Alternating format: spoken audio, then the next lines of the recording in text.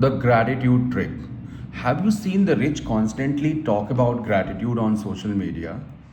Are they thanking few people for making them rich? Are they thanking God for making them rich? If they are thanking people for making them rich, then they see people as donors to their lifestyle who seek nothing in return. If they are thanking God, then they are seeing themselves as moral and ethical beings who have been rewarded by the divine. Gratitude is a clever trick marketed to avoid taking responsibility and being accountable for one's actions. Gratitude is a masquerade of humility unless it is accompanied by generosity. The poor are also told to be grateful. They could have starved to be de- death, but they must be grateful to the leftovers of the rich. The, ri- the ritual of gratitude comes from a warped reading of Christian and Islamic mythologies, where God is all powerful, so no one has any power. Those who are rich and powerful are because God wills it. God wills it. God wills it so. The rich must be grateful to God for their fortune. The poor must be grateful to God for at least being alive and not as miserable as others. The idea of gratefulness is not found in Hindu, Buddhist, and Jain mythologies, which value accounting more than judgment. Neither wealth nor poverty is good or bad. All actions are based on debt. The rich have lot of credit, the poor have lot of debt. The poor have lot of debt and the rich are expecting to invest more. The poor ask to be beware of debt generating addictions. But the rich preferring lending to investing, they give in order to take. This is called return on investment. The rich revel in getting high returns on investment. The richer one is, the more influence one has, the more you can bully vendors into giving you more deals and discount. Hence, the rich want to be monopolists and are grateful when they get what monopoly. Right now, America is moving towards oligarchy like Russia.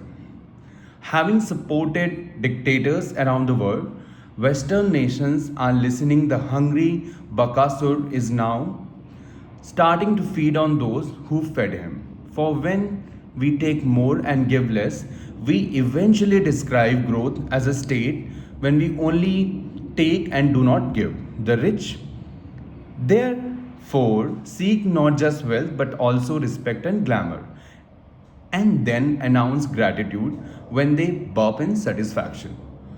Criticizing the rich instantly turns you into a socialist who wants the rich to pay more taxes. In the West, only the rich are expected to be charitable and have social responsibility.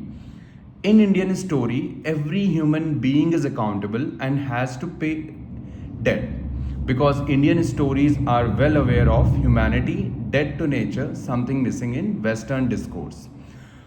Western myth only talk of people, the rich and the poor, the faithful and the faithless. They never talk about nature.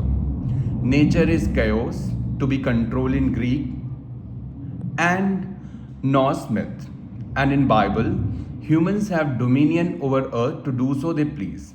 So other than being grateful for the right to plunder, nature, humans have no other obligation. Nature demands balance. What eats gets eaten. Human eat but do not want to be eaten. From nature's point of view, all human surplus is dead. All profit cornered the rich is dead. That has to be repaid. Only in Hindu mythology, the earth takes the form of a cow and complains to Brahman that she is being plundered by the rich.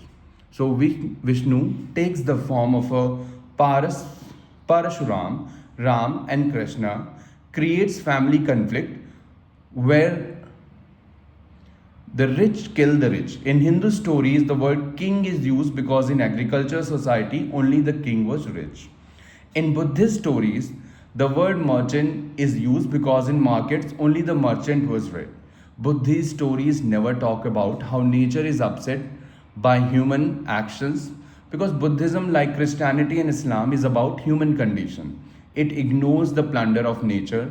Buddhism, contrary to popular belief, is not ecology, where Buddhism is spread. Rich forms and rich monasteries led to degradation of nature.